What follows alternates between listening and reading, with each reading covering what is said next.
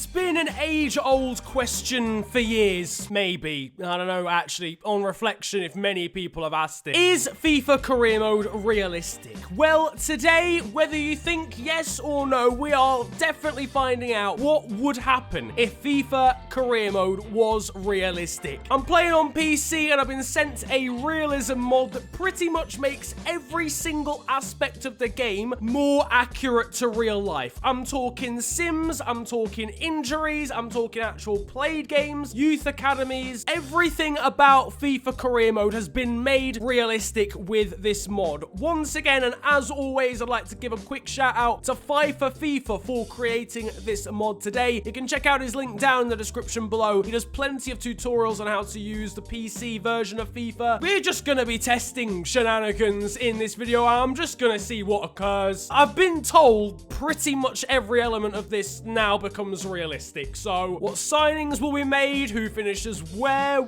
every single aspect of this game will now have changed. All the algorithms available are different now. I've just realized I spend like 90% of my time on this channel breaking FIFA 19 career mode, but today we're fixing it. What kind of ridiculous virtual reality are we finding ourselves in today? Unfortunately, this mod doesn't quite fix the seedings in the Europa League and Champions League. We've still got Dundee FC in Europe.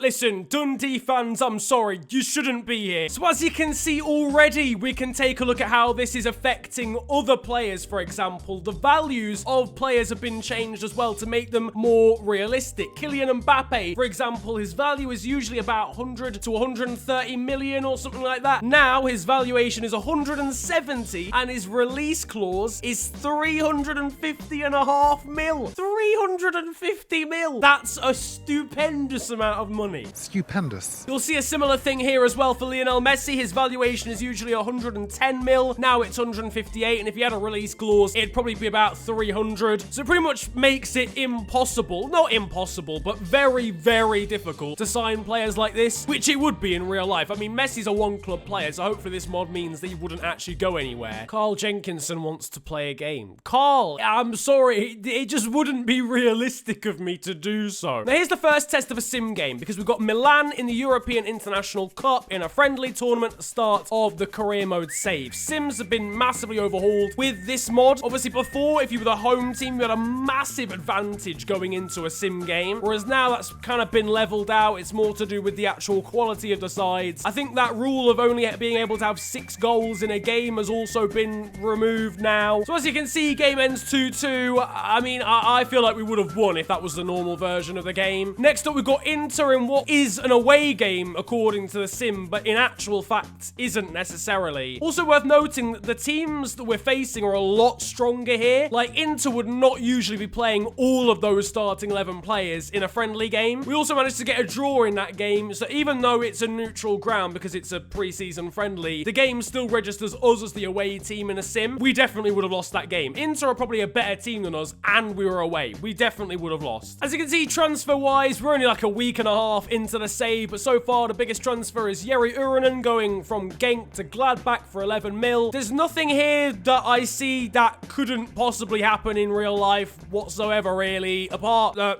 Romain Sawyer's going to Argentina is not... Listen, he just fancied a holiday, alright? There's nothing to see here. One other thing I quite like about this mod is that youth scouts are now ridiculously cheap in comparison to what they usually would be. We'll go for a middle ranking couple of scouts though, because it'll be a good way to show off one of the other changes for this, which is now that it's a lot harder to actually get really, really good youth academy players. I don't know about you, but anytime I set up any youth scouting whatsoever, I'm gonna get at least 5 90+ potential players back, and that just simply isn't how it works in real life. I mean, how many superstar players would there be if every single club in the world found, I don't know, 10 90 potential players a season? I don't know who Rogers' misses is, but they've signed for Wolves. So we've got our first scout report back. The best player so far, it seems, is Eric Fries. He's got potential of 62 to 82. Tobias Clausen, oh my. He's got a potential of 40 to 43. Surely his overall could be better than his potential. Anyway, the main thing, oh dear Jesus, 31 to 43 potential. The main thing is, right, this is what I'm trying to say. say, it's so much harder to get good youth academy players. Like, really hard. Anyway, for now, I'm going to see how this plays. We're going to play a game against West Ham. It's like the third game of the Premier League season, and I want to see how things have changed. It's meant to remove scripting, though. That,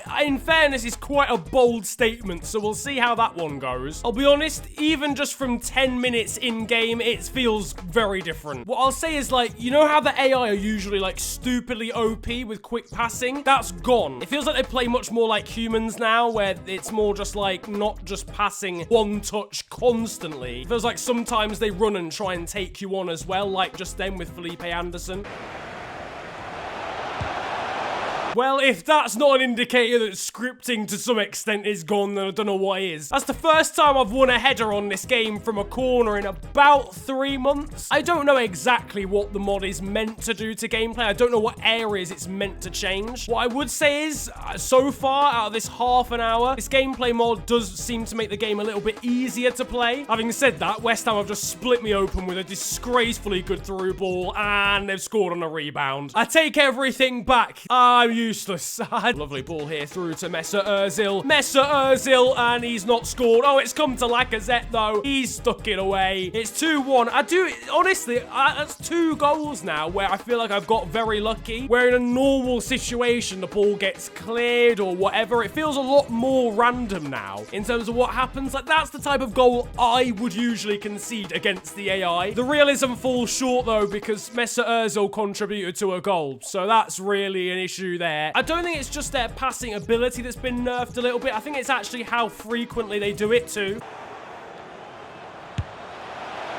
Oh, Jesus Lord, that actually would have been a disgraceful goal. The woodwork denying you from absolute stonkers has not gone away, unfortunately. We seem to have got something very reminiscent of the old school Fifas now, where West Ham are losing and have started to throw the kitchen sink at it. They've still got 4 defenders back. They've still got their defensive formation, but they've started bunging a lot more midfielders into the area and just pressing a lot higher. Genuinely, very impressed with that. First game done. It's probably the only game I'll actually play in this video, but that was definitely an improvement. As per usual, though, with these experiments, we're now going to sim to the end of the season and see how this realism mod affects things. Injuries, and an absolute shed load of them at the halfway stage of the season. Koscielny out, Mkhitaryan out, Ozil out, Kolasinac coming back from injury. One thing you may notice as well about the older players is they won't decline as much with this mod. So Laurent Koscielny's 33. He's gone down by 2. You'd probably expect him to go down by a little bit more. Certainly Nacho Monreal, who's only gone down by 1 despite being 33. Anyway, here's how the season ended, and as you can see, this realism mod has really had an effect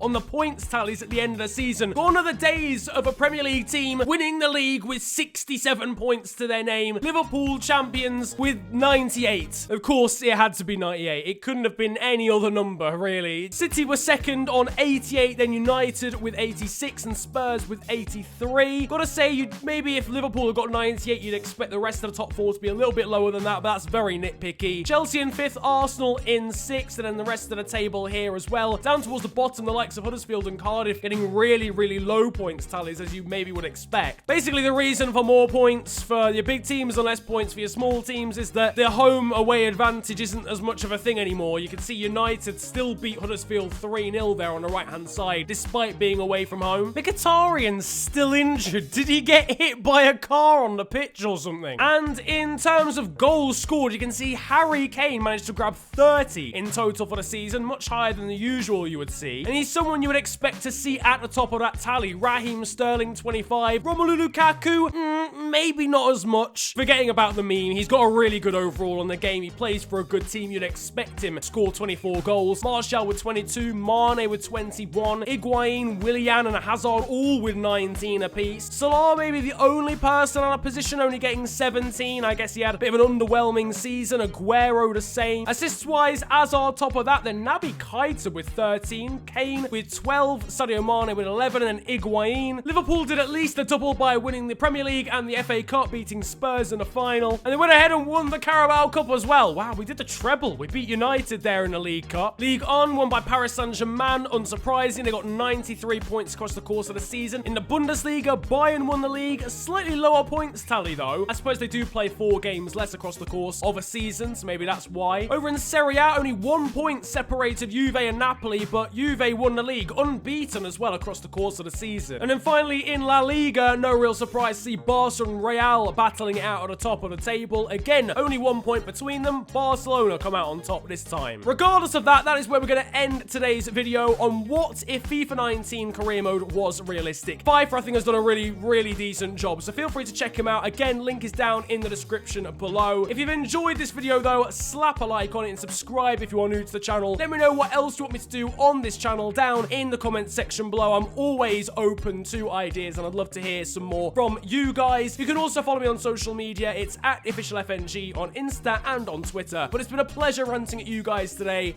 Have a great day, enjoy yourselves, and goodbye.